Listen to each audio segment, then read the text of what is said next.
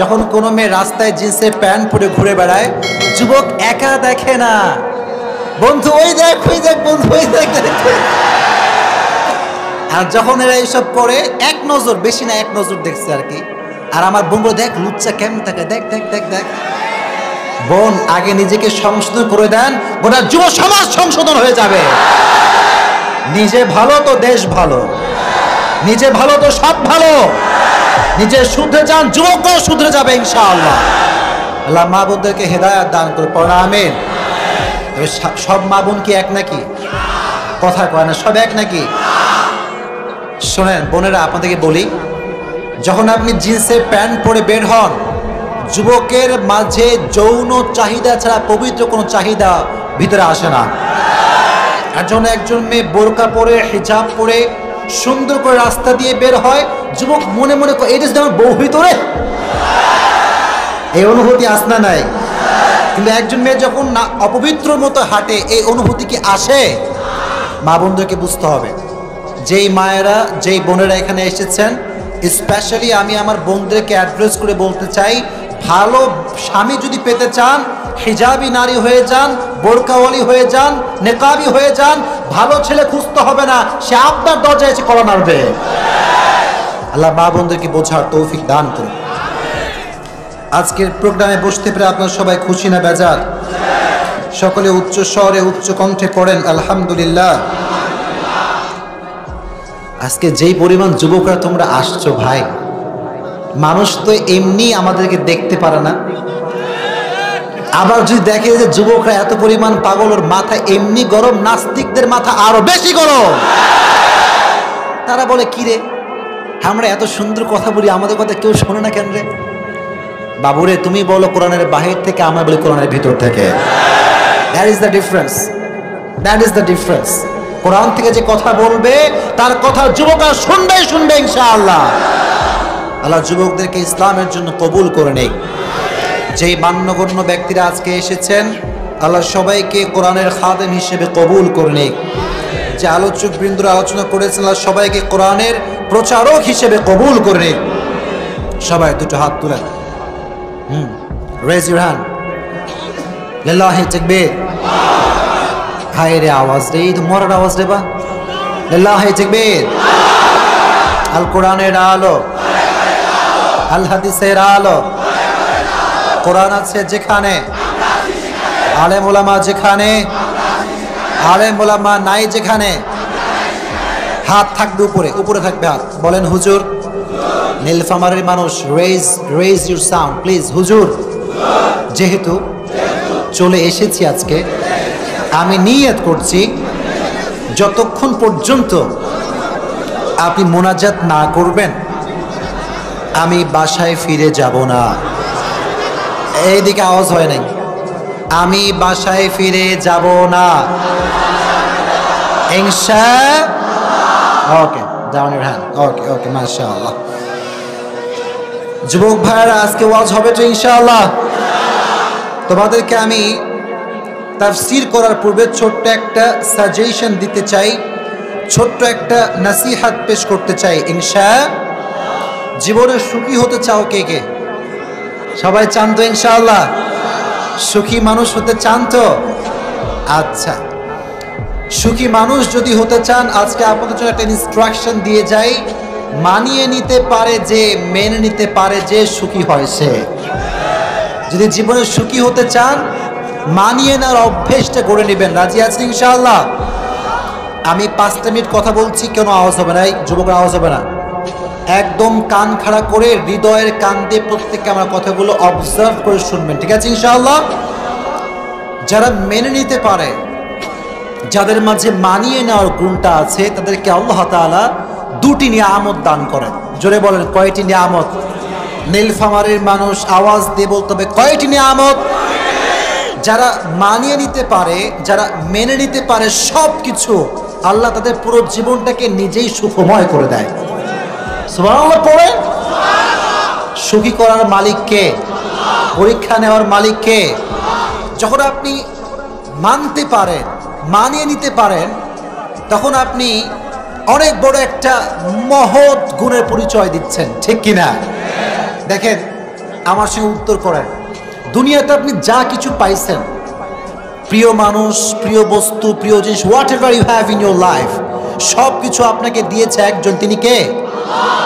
আর যা কিছু আপনি পান নাই, whatever you don't have in your life, টাকা পয়সা, বাড়ি গাড়ি, প্রিয় মানুষ, প্রিয় বস্তু, প্রিয় জিনিস, এই সব কিছু আপনাকে না দেওয়ার মালিকও একজন, তিনি কে?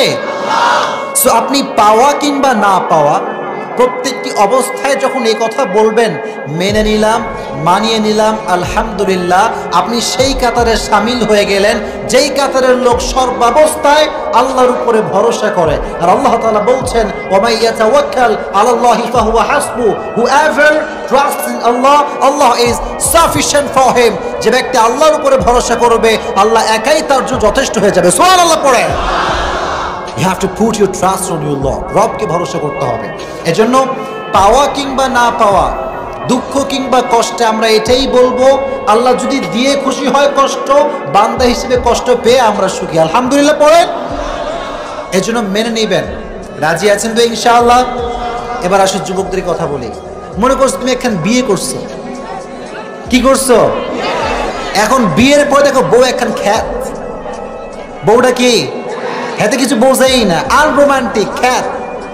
শোনো, এখানে মারামারি করবা না, বলবা যে আমার বউ আল্লাহ যেমন দিচ্ছে তেমন ভাবে আমি মানা নিলাম, ঠিক না? বলে এটা মারামারি করবেন না।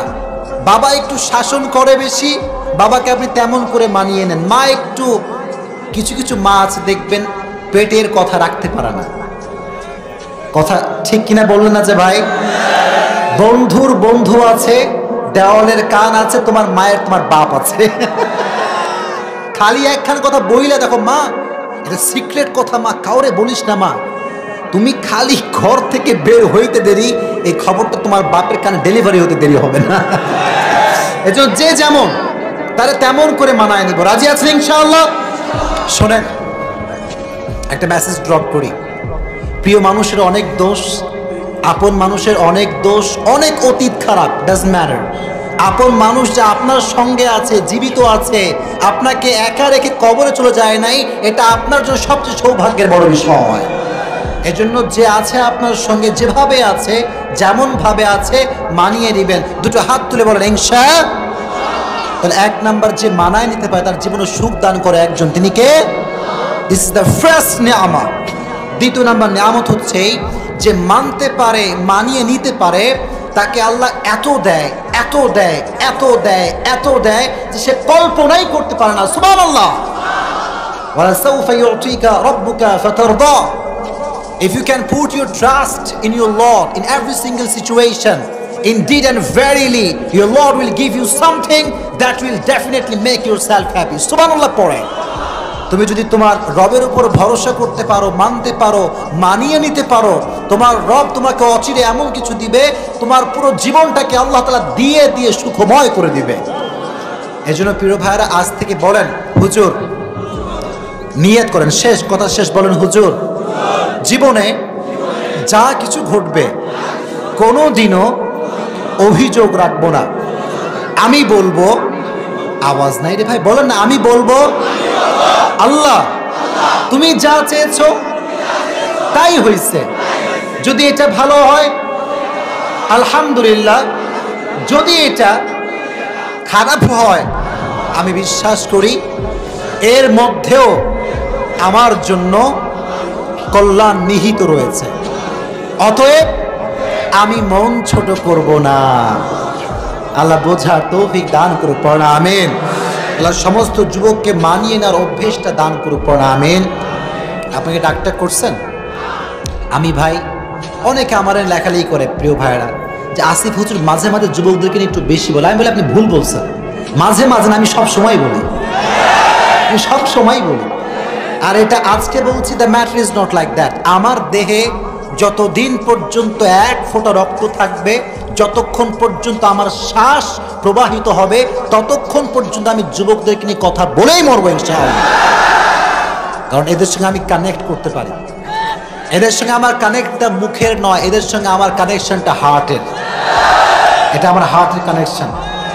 আমি যে কথাগুলো তোমাদেরকে নিয়ে আজ অব্দি বলছি, যুবকরা যা শুনছো, মেলে কি মেলে না, যায় কি যায় না, আজও এমন কিছু বলবো যেটা যাবে ইনশাআল্লাহ। যদি যাইতে চাও কেউ এখান থেকে যাওয়া যাবে না। রাজি আছো ইনশাআল্লাহ? আজকে আমরা স্পেসিফিকলি একটি সূরার তাফসীর শুনবো।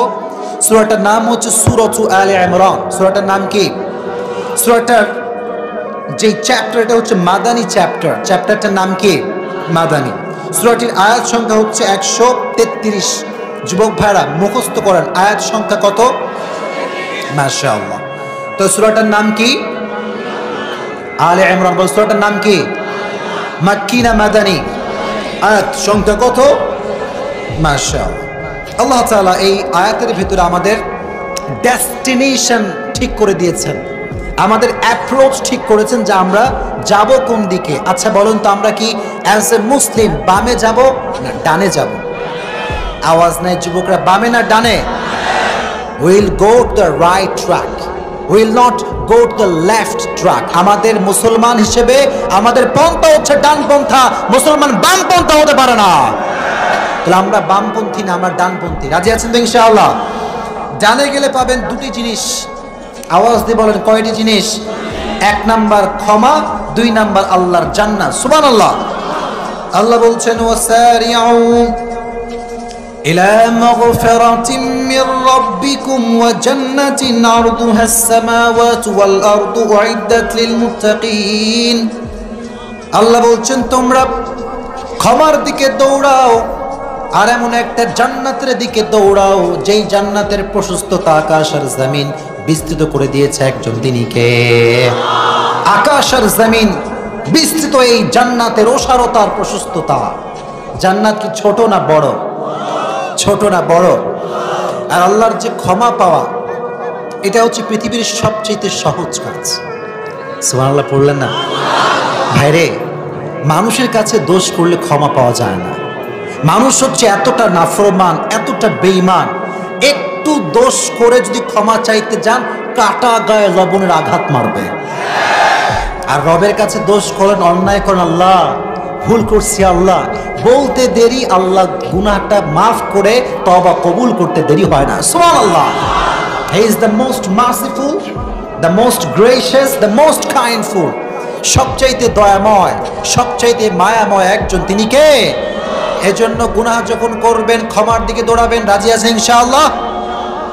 এত গুনাহ আমরা করছি জীবনে, যদি মা জানতো সন্তান বলে পরিচয় দিত না, বাপ জানলে সন্তান বলে পরিচয় দিত না, বন্ধু জানলে বন্ধু বলে পরিচয় দিত না। এই সব কিছুর পরে আপনাকে আমাকে ভালোবাসে একজন, তিনি কে?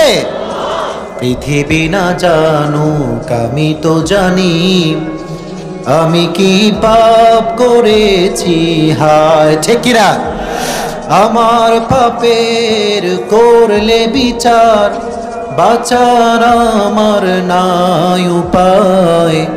দয়াময় প্রভু মাফ করো আমায়, মাফ করো আমায়। প্রণামেন। তারা আমাদের গতি হবে 2 দিকে। 1 নাম্বার আমরা ক্ষমার দিকে দৌড়াবো, আর 1 নাম্বার জান্নাতের দিকে দৌড়াবো। রাজি আছেন ইনশাআল্লাহ? এবার বলেন, what is the definition of success? সফলতার সংজ্ঞা হচ্ছে বিশাল বড় ইঞ্জিনিয়ার হয়ে যাওয়া। সন্দেহ আছে? আওয়াজ দিয়ে বলেন না। সফলতার সংজ্ঞা বিশাল বড় ডাক্তার হয়ে যাওয়া। সফলতার সংখ্যা বিশাল বড় ক্ষমতার আসনে আসীন হয়ে যাওয়া না। সফলতা যেহেতু আল্লাহ দেন, সফলতার ডেফিনেশন বলবেন কে? আল্লাহ বলছেন, প্রত্যেকটা মেয়েকে আমার রিকোয়েস্ট থাকবে, প্রত্যেকটা যুবক যারা আমাদের চোখকে নষ্ট করেছি, মেয়েরা যারা পর্দাকে নষ্ট করেছি, আল্লাহ সবাইকে তওবা করে ফিরে আসা তৌফিক দান করুন। সকলে পড়া আমিন। এবং আমার মনে হয় আগামী বছর 14ই ফেব্রুয়ারি বা ভালোবাসার দিবস, এটা তো আসলে ভালোবাসার দিবস না, এটা বিশ্ব নির্লজ্জ বেহায়াপনার দিবস। এই দিবস আসলে আমার যেটা পার্সোনাল পয়েন্ট অফ ভিউ, আমি sharing with all the people, সবাইকে আমি মন থেকে বলছি, আমার যেটা মনে হয় সরকার কেন্দ্রিক একটা নিয়ম হওয়া উচিত পুরো বাংলাদেশে। ভালোবাসার দিবস আসলে যেই ছেলে কিংবা যেই মেয়ে রাস্তায় অবাধে অবৈধ প্রেম করবে, মেলামেশা করবে, এদের প্রত্যেকটাকে অ্যারেস্ট করে জেলখানায় দেওয়া লাগবে। এই নিয়ম চালু হয়ে গেলে আমার বিশ্বাস এদেশের মাটিতে ওপেনলি পাবলিক প্লেসে কোন যুবক কিংবা যুবতী জেনা করবার সাহস খুঁজে পাবে না, ঠিক কিনা বলো? আল্লাহ এই ভালোবাসার দিবসের যে গজব আমাদের দেশে তৈরি হয়েছে, এই গজব থেকে আল্লাহ আমাদের সবাইকে হেফাজত করুন, সকলে পড়া আমিন। কিতাবটার নাম কি? এই কোরআনে কোনো ভুল আছে? কোনো সন্দেহ আছে?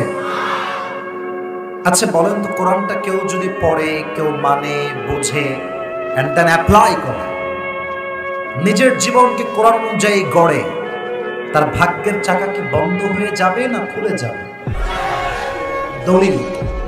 দলিলও আছে। 16 নম্বর পারা 11 নম্বর পৃষ্ঠা সূরাত তাহা, আল্লাহ তাআলা বলছেন, তাহা মা আনজালনা আলাইকাল কুরআনা লিতাশকা। Allah says in this ayah, O my prophet, I have not sent to you this Quran that you be distressed.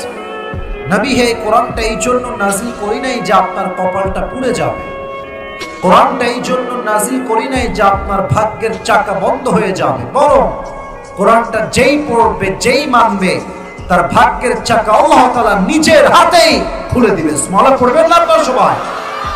এটা হচ্ছে সেই কোরআন। আজকে এই কোরআন থেকে আমরা প্রেসাইজলি, শর্টলি, সংক্ষিপ্ত সময়ে একটা নির্ধারিত বিষয়ের তাফসীর শুনব। বিষয়টার নাম হচ্ছে মুখস্থ করা, the life of hair after, পরকালের জীবন, আখিরাতের জীবন, কবরের জীবন, হাসরের জীবন। এটা কেমন হবে? ওই দিন মানুষের পরিস্থিতি কেমন হবে? ওই দিন কোন মানুষ জান্নাতে যাবে, কোন মানুষ জাহান্নামে যাবে? Today inshallah we will talk about it with full explanation, পরিপূর্ণ ব্যাখ্যা সহ আজকে আমরা জেনে যাব। রাজি আছেন তো ইনশাআল্লাহ? আসুন ইমানি কিছু প্রশ্ন করি। মুরব্বী আব্বাজান যারা আছেন, মুরব্বীরা, আমি আপনাকে অনেক ভালোবাসি মুরব্বী আব্বাজান। আমি একটা কথাও এমন বলবো না যে কথা মুরব্বী বুঝবেন। আমি প্রত্যেকটা কথা মুরব্বীদেরকে বুঝিয়ে বলবো। যুবকরা তো আমাকে এমনিতেই বোঝে, বাট আমি ট্রাই করব মুরব্বীদের জন্য মন খুলে কথা বলার জন্য। আমাকে ইমানের প্রশ্ন জবাব দিবেন।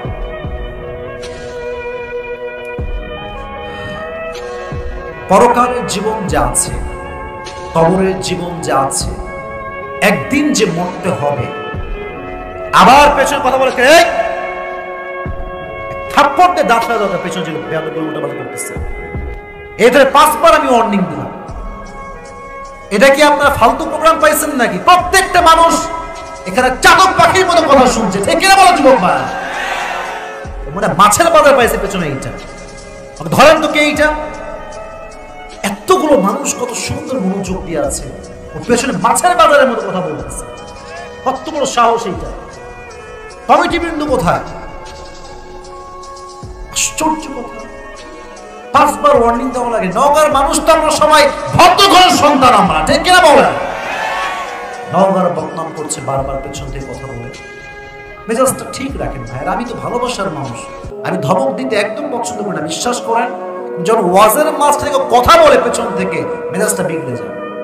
আমাকে একটু শান্ত রাখেন। আচ্ছা, তাকবীর না রাখবেন, লিল্লাহি তাকবীর। আমার উপর রাগ করবেন না, আপনারা আমার ভালোবাসার মানুষ।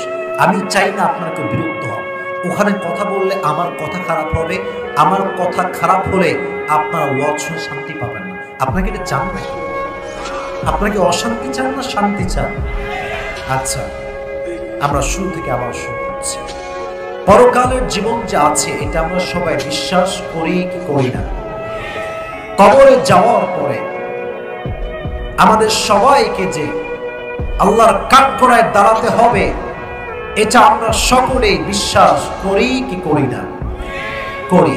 That means all the Muslims in this world, we all believe that there will be a final hour bringing the end to this world's life, and there will be a last day. After that there will be no other day. আমরা এটা সবাই মনে প্রাণে বিশ্বাস করি।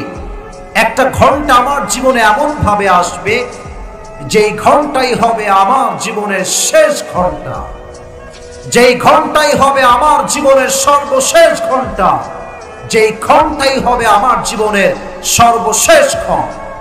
এখন প্রশ্ন, হুজুর পরকালের জীবন বুঝলাম, বাট এই পরকালটা আসলে কাকে বলে, কিয়ামত কাকে বলে?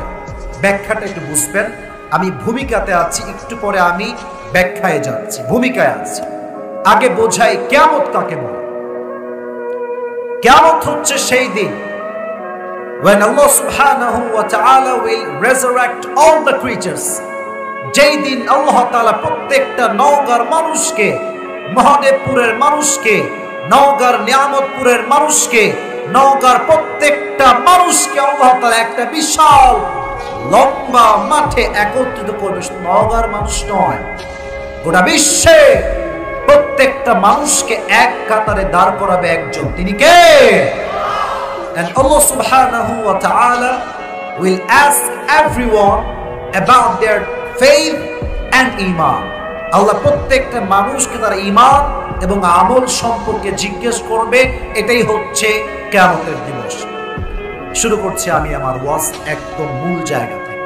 সকলে যারা আছেন ডানে বামে সামনে, এভরিওয়ান, সবাইকে একটা আবদার করছি, আপনার দুই চোখ 3 সেকেন্ডের জন্য সকলে প্লিজ বন্ধ করেন। ক্লোজ ইউর আইস, চোখটা বন্ধ করেন সবাই। আমি 3 গুনবো, তারপর চোখ খুলবেন। আমি এটা হেদায়েতের জন্য বলছি, চোখটা সবাই বন্ধ করেন। আমি গুনছি 1 2 3, প্লিজ ওপেন ইউর আইস, চোখ খুলেন সবাই চোখ। আমি যা বলছি এখান থেকে না, এখান থেকে শ্রবণ করবেন। I hope it will change your life. আমার বক্তব্য আপনার জীবন আজকে পরিবর্তন করে দিবে ইনশাআল্লাহ। দিল থেকে, দিল থেকে, দিল থেকে। আমরা এখন আছি নওগাঁর মহাদেবপুরে। আমরা ছোট্ট একটা এলাকার ভিতরে কিছু যুবক, কিছু মুরব্বী, কিছু মহিলা, কিছু মেয়ে, আমরা একসাথে বসে ডানে বামে তাফসীর শুনছি। কালকে সকালে আপনারা ঘুম থেকে উঠবেন, যে স্কুলের ছাত্র সে স্কুলে যাবে, যে কলেজের ছাত্র সে কলেজে যাবে, যে ধান খেতে কাজ করে সে ধান খেতে যাবে। Everyone will go to their own workplace. প্রত্যেকটা মানুষ তার নির্ধারিত জায়গায় যাবে কাজের জন্য। আপনাদের নওগাঁ বিশ্ব রোড যেটা আছে, দেখছেন না আপনারা সবাই? নওগাঁ একটা বিশ্ব রোড, লম্বা রোড, রাস্তা রাজশাহী পর্যন্ত। বলেন তো সবাই আছে না নাই? আছে। আপনি বের হয়েছেন মহাদেবপুর থেকে, আপনি যাবেন নওগাঁর যে নওহাটার মোড়, বিশাল লম্বা মোড় শহর, ওই জায়গায় যাবেন। আপনি আপনার কাজে বের হয়েছেন, একটু ফিল করে শুনবেন। বের হয়েছেন সকাল বাজে 7টা। আপনি আছেন বাইকে, অথবা আপনি আছেন সাইকেলে, অথবা আপনি আছেন অটোতে, অথবা আপনি আছেন সিএনজিতে, যাচ্ছেন নিজের কাজে। যখনই মহাদেবপুরের রোড থেকে, চিকন রোড থেকে বিশ্ব রোডে আপনি উঠবেন, আচ্ছা বিশ্ব রোডের যে গাড়িগুলো যায়, এটা কি স্লোলি যায় না স্পিডে যায়? স্পিডে যায়। মনোযোগ দিয়ে বুঝবেন। আপনার গাড়িটা নিয়ে, এটা হচ্ছে বিশ্ব রোড, এটা হচ্ছে আপনার বাসার গলি। আপনি বিশ্ব রোডে উঠেই বামে যাবেন, আপনি বামে টার্ন নেবেন। সাইকেল নিয়ে যাচ্ছেন, যখনই বামে টার্ন নেবেন, বা সিএনজি নিয়ে যাচ্ছেন, বামে টার্ন নিয়ে সোজা ব্যাক। আপনার গাড়ি কিন্তু খুব স্লো, 10-এ 15-তে অথবা 20-এ আছে। আপনার কোনো ফল্টই নাই, কোনো ত্রুটি আপনার নাই। যখনই আপনি উঠেই বামে যাবেন, পেছন থেকে বিশাল বড় একটা ট্রাক, তার স্পিড হচ্ছে 110 কিংবা 120, এমন জোরে এসে আপনার বাইকে বা অটোতে ধাক্কা দিয়েছে। এক ধাক্কায় অটো থেকে ছিটকে আপনি 40 থেকে 70 গজ হাত দূরে গিয়ে পড়ছেন। এমন ভাবে উড়ে গিয়েছেন, কিন্তু রাস্তার মিডলে আপনি আছেন। সোজা উল্টে গিয়ে পড়ে আপনার এই মাথার যে কপালের সাইডটা, আপনি সোজা গিয়ে রাস্তার যে পিচ আছে, পিচে গিয়ে ঠাস করে একটা বাড়ি লাগছে। আর একটা বাড়িতে মুরব্বী কিংবা মহিলা বা যুবকের পুরো মাথার ফিলকি ফেটে গল গল গল গল করে রক্ত বের হচ্ছে, আর নওগাঁর সব মানুষ দৌড় দিয়ে আসে, বাঁচাও একে, বিশাল বড় একটা অ্যাক্সিডেন্ট হয়ে গেছে, বাঁচাও। সবাই আপনাকে ধরেছে, and you are totally and completely senseless. You haven't any sense and you don't have the strength to talk with anyone. না আছে জ্ঞান, না আছে কথা বলার কোনো শক্তি। সবাই আপনাকে ধরে খুব আর্জেন্টলি অ্যাম্বুলেন্সে নিয়েছে। After 20 hours অথবা after 24 hours, 20 থেকে 24 ঘন্টা পরে suddenly you have opened your eyes, চোখ খুলেছেন, তাকাচ্ছেন চোখে, কোথায় আসলে চোখটা ঝাপসা, you cannot see anything clear, স্পষ্ট দেখা যায় না, ঝাপসা। দেখছেন রুমের চতুর্পাশে যেখানে আমাকে রাখা হয়েছে, রুমের দেওয়ালটা সাদা, উপরের যে ছাদটা আছে এটাও সাদা, গেট সাদা, বেডের যে কভার এটাও সাদা, বালিশের কভার এটাও সাদা। Everything is look like a white car, সব সাদা। নওগাঁর মহাদেবপুরের যুবক মুরব্বী মা বোন ভাবছে আমি আসলাম কোথায়। হঠাৎ করে তার চোখটা আস্তে আস্তে ক্লিয়ার দেখছে যে সামনে কি আছে। তো দেখছে রুমের একটা বড় গেট আছে, এটা হচ্ছে গ্লাস দ্বারা ঢাকা। ওখানে ছোট্ট করে লাল রঙে লেখা আছে ICU, last stage of life. আইসিইউতে মানুষকে তখন নেওয়া হয় যখন মানুষের বাঁচার আর কোনো আশঙ্কাই থাকে। Life support ICU, that means you have reached the last stage of your life. আপনি আপনার জীবনের সর্বশেষ মুহূর্তে চলে আসছেন। নওগাঁর মহাদেবপুরের মুরব্বী আব্বাজান চিন্তা করছে, যৌবনকাল কি করলাম, সুদ খাইলাম, ঘুষ খাইলাম। যুবতী মেয়েগুলো নওগাঁর থেকে ভাবছে সারাটা জীবন বেপরদায় চললাম, উলঙ্গ দেহ দেখলাম, সারাটা জীবন যুবকদের চোখ নষ্ট করলাম। মেয়েটা আফসোস করছে, যুবকগুলো আফসোস করছে, জীবন আমি করলাম কি, কার জন্য জীবনটা আমি এতদিন পার করলাম। চোখ দিয়ে পানি পড়ছে, হায়াত শেষ। কিন্তু সেই দিন এই 14ই ফেব্রুয়ারি কথা মনে পড়ল যে আল্লাহ, আমি জীবনে অনেক পাপ করেছি, বাট 14ই ফেব্রুয়ারিতে একটা সুন্দর তাফসীর প্রোগ্রাম আয়োজন হয়েছিল রাত 12টা পর্যন্ত। সেইখানে আমি শুধুমাত্র তোমাকে সন্তুষ্ট করবার জন্য ছিলাম। সুবহানাল্লাহ বলবেন না আপনারা সবাই? এগুলো ভাবছেন, হঠাৎ করে দেখছেন একজন যুবক সাদা ধবধবে আসমান থেকে নেমে আসছে। নওগাঁর ভাই, জমিন থেকে না আসমান থেকে? আমি মন থেকে শুনতে চাই, জমিন না আসমান? আপনি ভাবছেন কিরে, মানুষ তো কখনো আসমান থেকে নামতে পারে না। হু ইজ হি, মান হুয়া, সে কে? হঠাৎ করে মনে একটা উত্তর আসছে, মৃত্যুর পূর্বে একজন ফেরেশতা প্রত্যেকটা মানুষের কাছে যাবে, ইসমুহু মালাকুল মউত, তার নাম হচ্ছে মালাকুল মউত। আপনার সামনে সে চলে আসছে। আমার ধাপগুলো বুঝবে না, প্রত্যেকটা কথা ধাপে ধাপে যাও। যখন মালাকুল মউত আসবে, মালাকুল মউতের ধরন হবে দুইটা, দুই ধরনের ব্যক্তির জন্য। এক কথায় মৃত্যু হচ্ছে দুই প্রকার। Number 1, the death of people, those who perform the salah, and number 2 is the death of people, those who do not perform the salah. এক হচ্ছে নামাজি বান্দার মরণ, আর এক হচ্ছে বেনামাজি বান্দার মরণ। নামাজি বান্দার সামনে যখন মালাকুল মউত আসবে, তার চেহারা হবে একজন সদ্য যুবকের মতো, তাগড়া যুবকের মতো। তার দেহের পোশাক হবে সাদা, গায়ের রং হবে ফর্সা। He will be look like a young boy, সাদা ধবধবে যুবকের বেশে জুব্বা পরে আপনার সামনে আসবে। তার চেহারা এতটা সুন্দর হবে, নামাজি বান্দা তাকে দেখেই একটা চেহারা দিয়ে মুচকি হাসি বের হয়ে যাবে। সুবহানাল্লাহ পড়বেন না আপনারা সবাই? হাদিসের ইবারতগুলো ভালো করে বুঝবেন। মালাকুল মউত আসছে নামাজি বান্দার সামনে, সে শুয়ে আছে। মালাকুল মউত বিনয়ের ভাষা নিয়ে বলবে, ইয়া আইয়াতুহান নাফসুল মুতমাইন্নাহ উখরুজি ইলা মাগফিরাতিল্লাহি ওয়া রিজওয়ানিহি। মালাকুল মউত ডাক দিয়ে বলবে, এই নামাজি বান্দা, তোমার কোনো টেনশন নাই, তোমার কোনো চিন্তা নাই, তোমার কোনো ভাবনা নাই। ইয়া আল্লাহি লা খাউফুন আলাইহিম ওয়া লা হুম ইয়াহজানুন। You have nothing to be worried, tension নাই। আসো, বের হয়ে আসো। কোথায়? ইলা মাগফিরাতিল্লাহি ওয়া রিজওয়ানিহি, আল্লাহর জান্নাত তোমার জন্য অপেক্ষায় আছে। পড়বেন না আপনারা সবাই? আচ্ছা, look at my two hands, দুই হাত দেখেন। দুই হাত দিয়ে আমি এটা কি ধরেছি? জবাব দেন, এটা মানে কি? টিস্যু। আমি জানি এটা tissue, but just for 2 minutes শোনো। فمن زحزح عن النار وأدخل الجنة فقد فاز।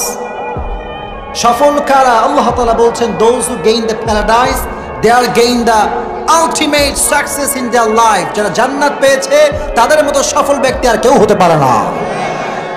সো জান্নাত পাওয়া হচ্ছে লাইফের সবচেয়ে বড় সফলতা। যুবক, তোমার গার্লফ্রেন্ড 4টা আছে না, এটা কোনো সফলতা, এটা লুচ্চামি ছাড়া কিছু হতে পারে না। সো নিজেকে সফল মনে করো না।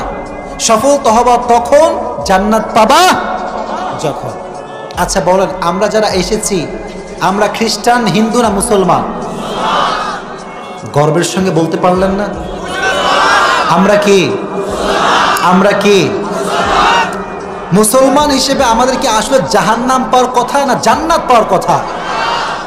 Ask yourself, as a Muslim, ask yourself, will you go to the paradise or hellfire? নিজের আমলটাকে একটা নীতি পাল্লায় মাপেন, মেপে জিজ্ঞেস করেন যে আসলে কি আপনি জান্নাতে যাবেন না জাহান্নামে যাবেন?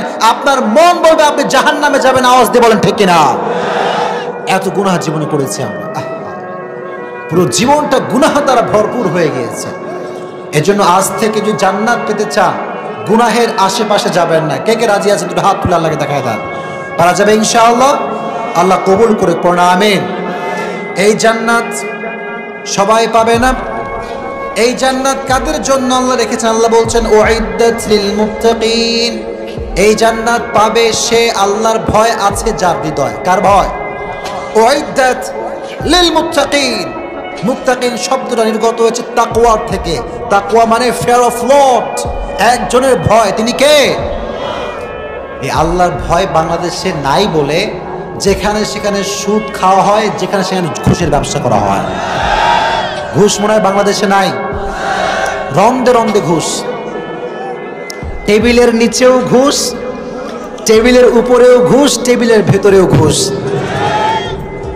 আল্লাহর ভয় থাকলে এটা কি সম্ভব হবে? এক অফিসারের কাছে তার কর্মী ঘুষ নিয়ে আসছে 10 লাখ টাকা। কয় লাখ টাকা? এই যুবক কথা কয় লাখ টাকা? রমজান মাস। মাসটা কি দেবা?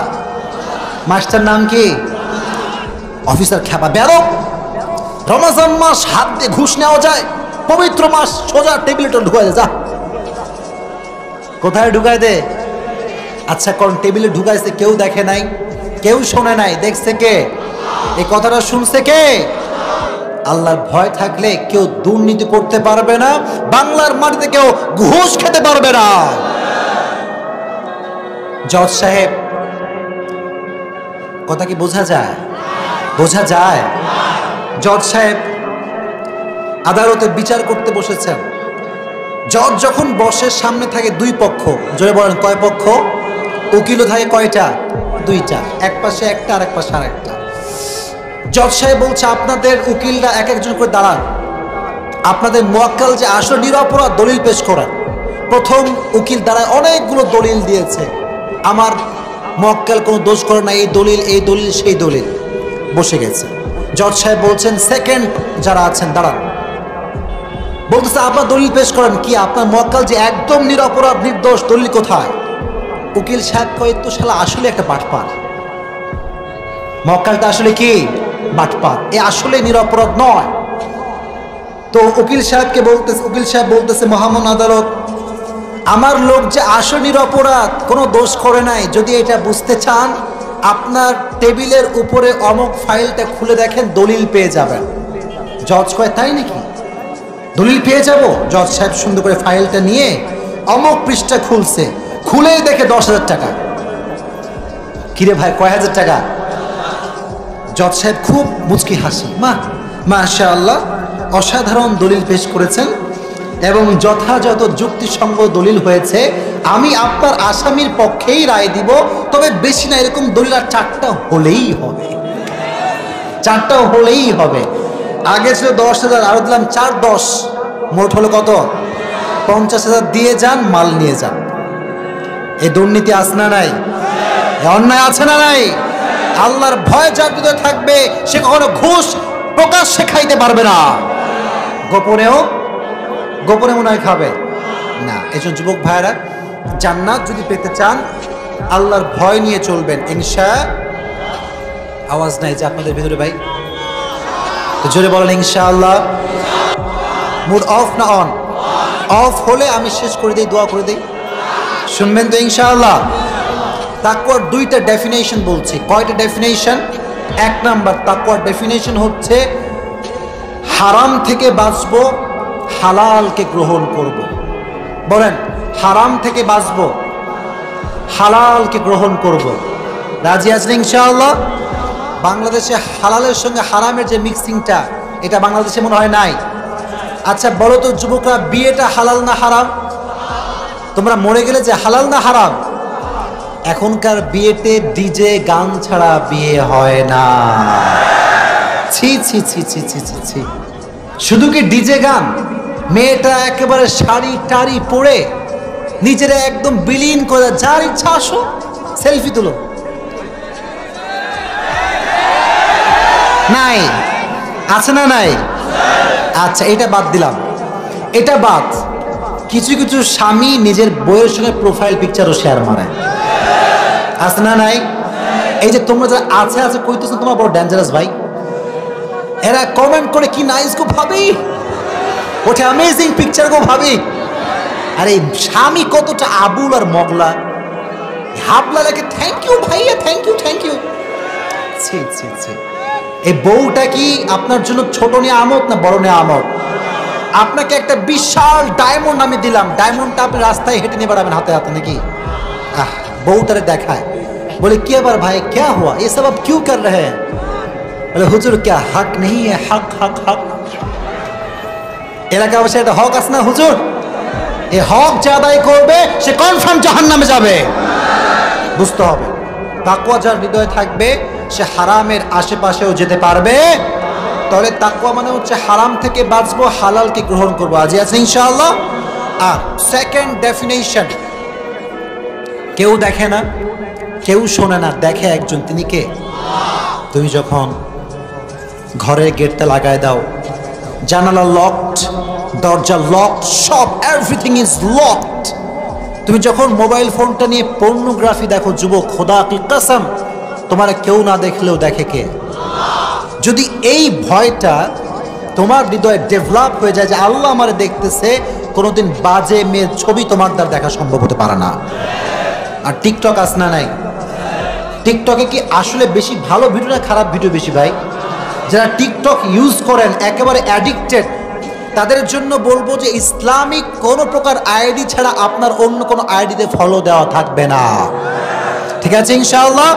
শুধু টিকটক বলে কথা না, ফেসবুক হোক, ইউটিউব হোক, যেখানেই হোক, যত পজিটিভ সাইড আছে এখানে সাবস্ক্রাইব থাকবে, ঠিক আছে ইনশাআল্লাহ? তো তাকওয়া যার হৃদয়ে আছে সে বিশ্বাস করবে কেউ দেখে না, কেউ শোনে না, শোনে একজন, তিনি কে? তোমাদের ফেসবুক আইডি আছে কাকার? সবার আছে নাকি? আচ্ছা, যদি তোমার ফেসবুক আইডিতে কখনো অপরিচিত কোনো মেয়ের ফ্রেন্ড রিকোয়েস্ট আসে, বাবুরা আবেগে আপ্লুত হয়ে যেও না, এমন ছ্যাঁকা খাবা 14 গোষ্ঠী বেকা হয়ে যাবে। এই মেয়েরা বড় ডেঞ্জারাস রে ভাই।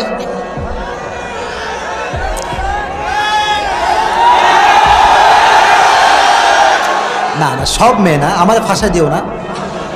এই বেশিরভাগ মেয়েরা প্রোফাইল পিকচার দেয় শ্যাম বর্ণের মেয়ে, মানে বেশি একটা ফর্সা না, স্ন্যাপচ্যাট দিয়ে কালার মাইরা, এডিটিং মাইরা এমন একটা প্রোফাইল, বিশ্ব সুন্দরী, হাতে বিশ্ব সুন্দরী। তোমরাও কম না, তোমরাও কম না। রিকোয়েস্ট কনফার্ম করে, হাই আপু কেমন আছেন আপু, এ লুচ্চামি বাদ দিয়ে দাও। এগুলো যেই ছেলে করে সে ওই মেয়েই পায় যে মেয়ের চরিত্রে কোনো ঠিক নাই। একজন ভালো চরিত্রবান মেয়ে কখনো স্ন্যাপচ্যাট দিয়ে ফটো তুলে প্রোফাইল পিকচার দিবে না। ভালো মেয়ে তো সেই মেয়ে যারা তুমি হাতের নাগালেই পাবো না, ঠিক কিনা বলো? ডায়মন্ড সহজে পাওয়া যায় না, আর যেগুলো সস্তা এগুলো খালি ঘুরে বেড়ায়। অমুকের অ্যাঞ্জেল প্রিয়া আছে না নাই? তারপরে আছে আবার কত রকমের যে নাম, অ্যাঞ্জেল সাদিয়া, মানে অভাব নাই। আর এরা তো মাশাআল্লাহ একখান পাইলে হয়। 1 মিনিট কথা বলতে দেরি যুবক অলরেডি বিয়ের স্বপ্ন দেখে ফেলে। হ্যাঁ জান তোমারই বিয়ে করবো, বাহ করো করো, ছি ছি, নাউজুবিল্লাহ পড়েন। তাকওয়া যার হৃদয়ে আছে সে কখনো এসব ইটিশ পিটিশ ফেসবুকে করতে পারবে? আল্লাহ যুবকদেরকে হেদায়েত দান করুক, পড়া আমিন। তাহলে জান্নাত পাবে সেই ব্যক্তি যার হৃদয়ে ভয় আছে একজনের, তিনি কে? যাদের হৃদয়ে আছে আল্লাহর ভয় তারা কভু পথ ভুলে যায় না। পড়েন, আল্লাহর প্রেম ছাড়া এই দুনিয়ায় কারো কাছে কোনো কিছু চায় না, ঠিক না? আচ্ছা, বাবাজানরা কিছু এসেছেন মনে হয়, বাবাজানরা আর পর্দার কিছু মায়েরাও মেবি আছেন। সবাইকে একটা কথা আজকে নীলফামারীর মাটি থেকে বলতে চাই, কান খাড়া করে মুরব্বীরা শুনবেন, ডিউ রেসপেক্ট, সম্মান দিয়ে বলছি, মাদেরকে বলছি কানটা খাড়া করেন। আমি একটা কথা বলতে চাই, কান খাড়া হয়েছে, কান খাড়া হয়েছে সবার। যখন মেয়ের বিয়ে দিবেন আব্বা যান, সরকারি টাকলা না খুঁজে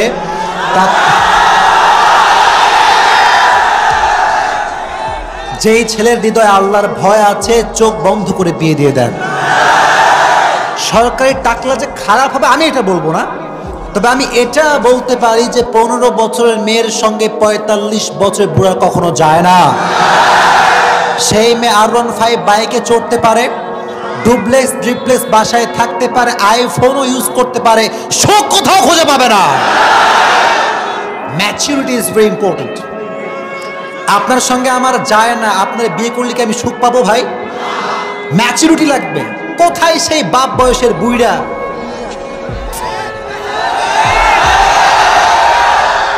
বাপ বলে যে বাবা কোনো সমস্যা নাই, সরকারি সরকারি বাবা সরকারি। ছি ছি ছি, আব্বা আপনার রুচি এতটা ডাউন হয়ে গেল, এতটা ডাউন হয়ে গেল, ছি ছি ছি। সময় থাকতে বোঝার ট্রাই করেন, টাকা পয়সাওয়ালা কম খুঁজেন, গাড়ি বাড়িওয়ালা কম খোঁজেন। ফজরের নামাজ যে যুবক জামাতের সঙ্গে পড়তে আসে সেই যুবকের সাথে মেয়েকে বিয়ে দেওয়ার চেষ্টা করেন। ভালো পাত্র খুঁজে পান না, তাই না? ফজরের নামাজটা আপনি পড়েন, নিজেই পড়েন না, আপনি কেমনে খুঁজবেন?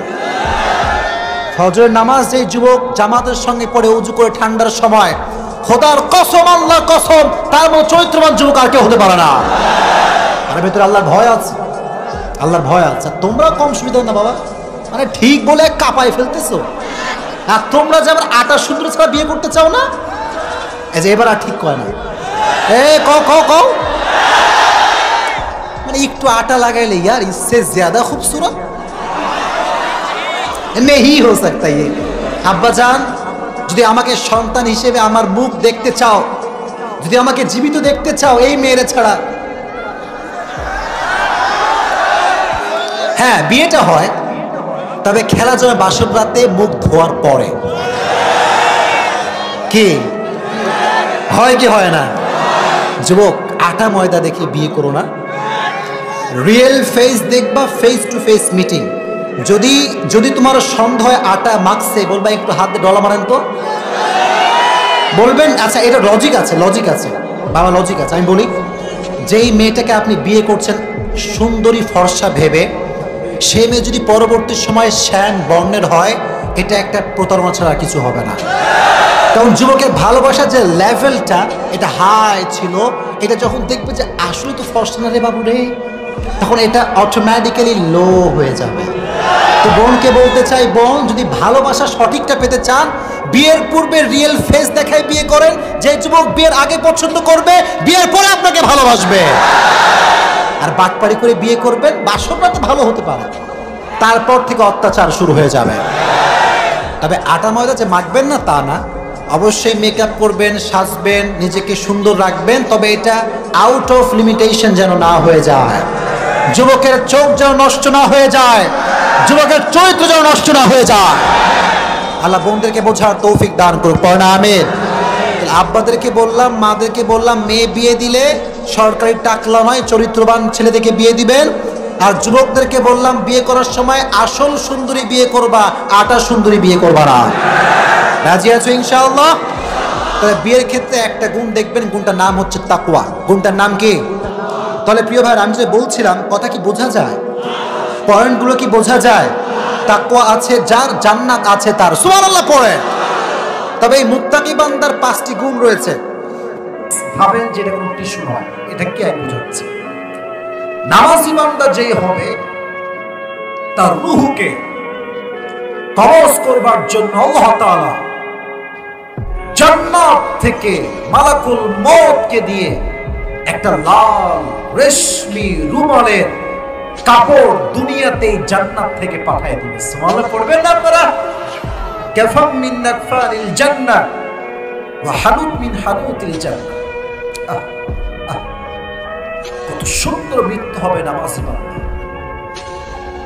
লাল রেশমি রুমালের কাপড়ে করে তার রূহটাকে নেওয়া হবে ইল্লিয়িন তথা জান্নাতের ঠিকানা।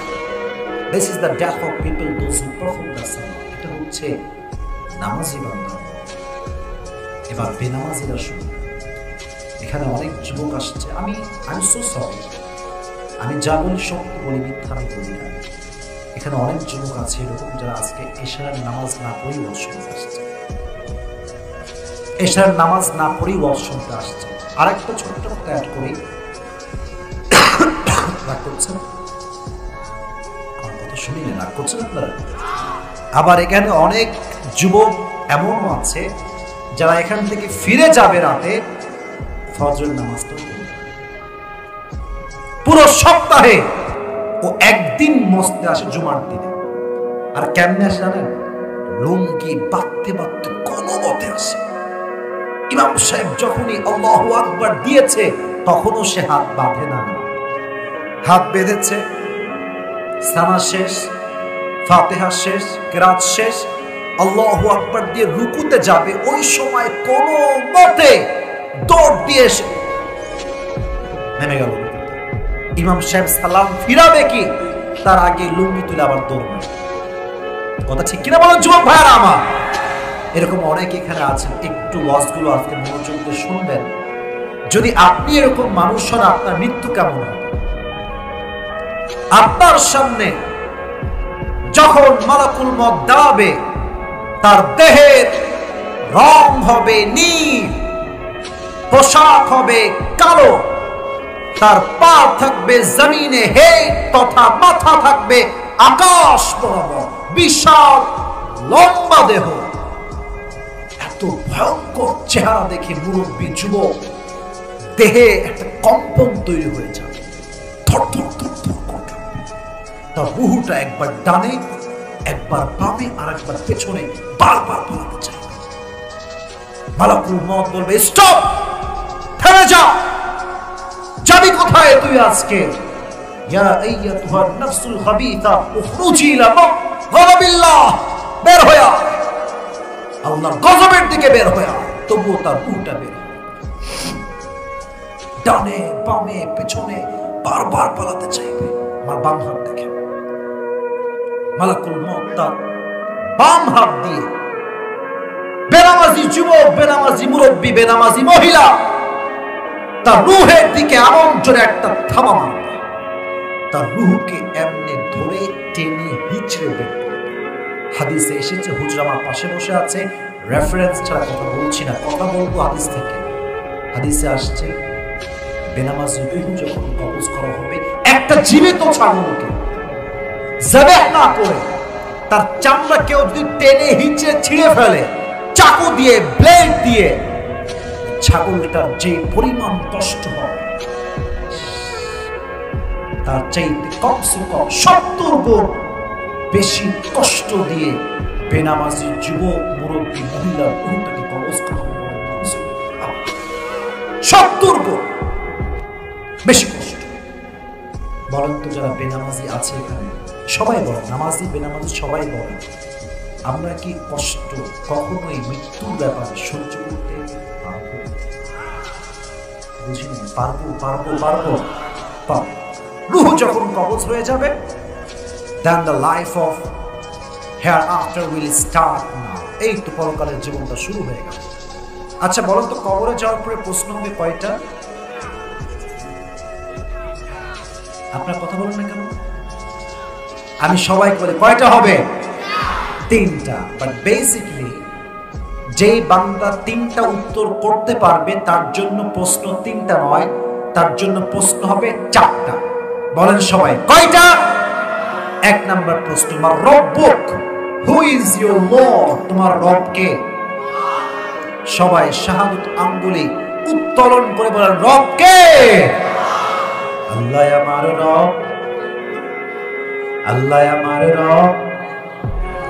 দমে দমে তোর মনে তারি অনুভব, তোমার দুনিয়াতে আমি যেদিকে তাকাই অথই নিয়ামতে ডুবে আছি সবাই।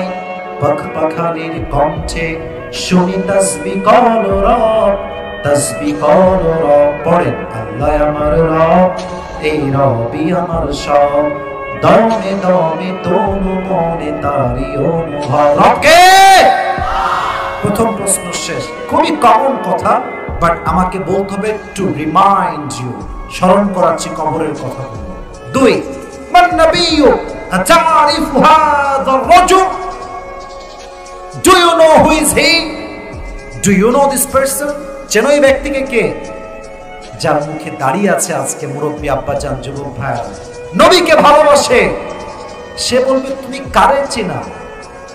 কার কথা আমাকে বলো? যার জন্য দাড়ি রাখলাম তাকে আমি চিনব না? তিনি তো আমার প্যারা হাবিব মুহাম্মদুর রাসূলুল্লাহ সাল্লাল্লাহু আলাইহি ওয়াসাল্লাম। আচ্ছা আমাদের সবাই দেখেন তো, আমার চেহারা দেখেন তো সবাই, লুক এট মাই ফেস। আমার মুখে এটা মুরব্বীরা, যুবক ভাইরা বলুন তো এক বাক্যে এটার নাম কি? অনেকে বলেন না, আমি আবার বলছি নাম কি? একটা কথা জানতে চাই, আমাকে দাঁড়িয়ে রেখে আমি স্মার্ট লাগতেছে, অসুন্দর লাগতেছে? বলেন বলেন বলেন। এখন কথা হচ্ছে কেন জিজ্ঞেস করলাম, অনেক মেয়ে আজকাল দাড়ি পছন্দ করে। মুরব্বীরা ঠিক বলতো না, যুবকরা বড় কথা ঠিক আছে কিনা? যুবক ভাই, স্বামী যখন দাড়ি রাখে কি গো তুমি কি বুড়া হবো নাকি গো? রাজশাহীর মেয়েরা এগুলা বলে, হ্যাঁ বুড়া হবো নাকি তুমি অল্প বয়সে? মাথায় রাখবেন যে দাড়ি রাখে যে শুধুমাত্র পুরুষ নয়, সে সিংহ পুরুষ। তুমি কিনা বলো যুবক ভাই? আর একটা প্রশ্ন, আমার নবীর মুখে দাড়ি ছিল কি ছিল? নবী দেখতে অসুন্দর ছিল, খ্যাত ছিল, আর স্মার্ট ছিল।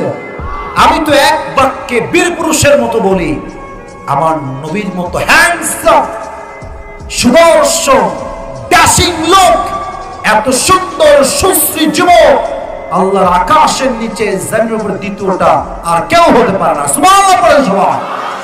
যাদের চেয়ে সুন্দর তুমি নবী আমার কামলিহি ওয়ালা, দো জাহানের বাদশা তুমি প্যারা নবী সাল্লাল্লাহু আলা, দো জাহানের বাদশা তুমি প্যারা নবী সাল্লাল্লাহু আলা।